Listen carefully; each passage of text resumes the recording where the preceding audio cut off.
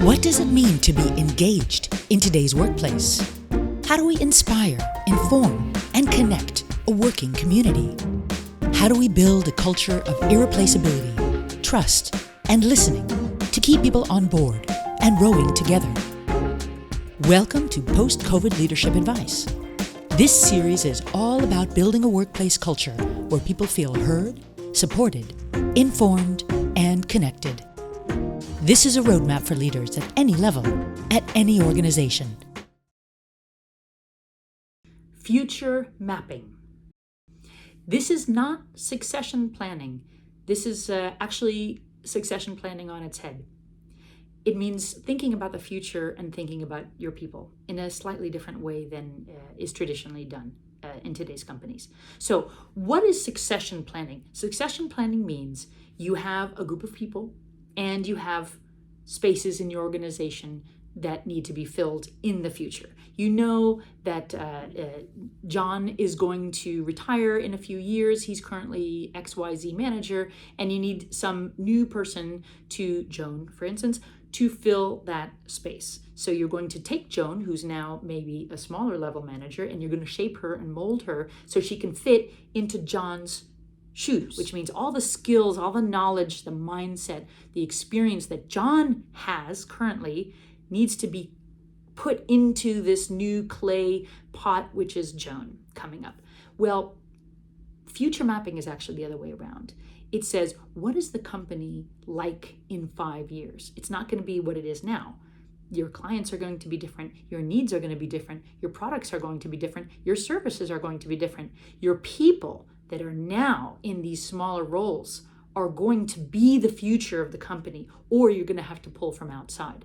So what are the traits? What are the things that people are exhibiting now in these smaller roles? And where do we want to be in 5 years? Not where we are now, and not molding somebody to fit something that exists now, but actually thinking about the people that are exhibiting the future, and maybe they don't have any of the skills that are needed in that higher position. It actually sort of doesn't matter, because skills nowadays are developed on the spot. They are developed when they are needed. If you need to have a new direction for the company, you need to fill that training roster with the appropriate training so that people can operate in this new environment, not what we have now, because we can be almost sure that whatever is going to be happening in 5 years is not going to be the same thing as what we're doing now. We're going to need somebody with flexibility, somebody who can learn quickly, somebody who represents the kind of diversity that we see in our customer base right now, somebody who has an idea of those future services that we can only dream about now. We don't even know what products there will be or services in 5 years' time, but we need somebody flexible enough to adapt and learn about them in the future. So basically what we're doing is, number one, increase diversity. The more diverse your population, the more your population looks like your actual client base or your customer base, the better able they will be able to deliver what is needed in the future. So we can start right now by really pursuing diversity. And I don't just mean the kind you can see, but the kind you can't see. Diverse ways of thinking.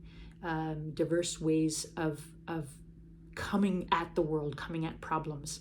And this means doing away with things like intelligence tests, because very often intelligence tests will test a very slender portion of the types of intelligence that is actually out there. And we don't want to have the same old people coming in, because the intelligence test will say this one trait that they score well on, 99% of all the people in a company score very highly in them. So let's get more of those exact same people. No. Actually, this is wrong think. This is exactly what we don't want to do. We want to expand. We want to have very different kinds of thinkers. Do we go after art schools to look for visual spatial thinkers for interns? Likely not. Do we go after people from very, very different backgrounds? People who have a history that has nothing to do with business school, or that does not include an MBA, somebody who was a teacher, somebody who was a mom, probably still is a mom, somebody who has a background in a monastery, who knows? But diversify. Look for people who are different, who have a different background, who come at problems in a different way. People who come from the military have a very different way of thinking from people who come from a religious institution, or people who come from academia. If you have 0 academics on your staff, you will lack that entire way of thinking. That's extremely valuable. The other thing is values. Hire for values. It's much more difficult to change somebody's values than it is to change a skill. A skill you can learn. A way of thinking you can also learn. You can train yourself to think in a certain way or use certain parts of your brain that you didn't before. Values are really hard to change because usually that's something that the core of who you are, that you bring with you wherever you go. So if you have to have some kind of a test to come into a company, then usually a values assessment is a good place to start. You have a certain set of cultural values that you believe in as a company, and that people coming in can be extremely different from their background, their way of thinking, but these common human values, these have to be the same. These have to align.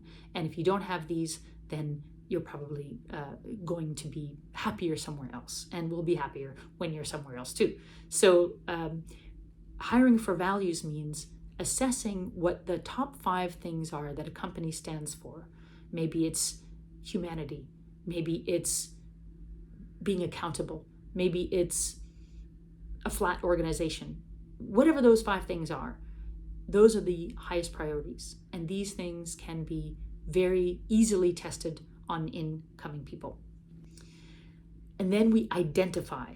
So it means you take a map, the current org chart that you see, and this is the way succession planners do it. They look at the current org chart and they identify pockets or future pockets. And they say, ooh, we're going to need this mid-level manager in a year's time. We're going to need this top-level manager in 3 years' time because they generally know. But it actually goes a different way. You take your current org chart.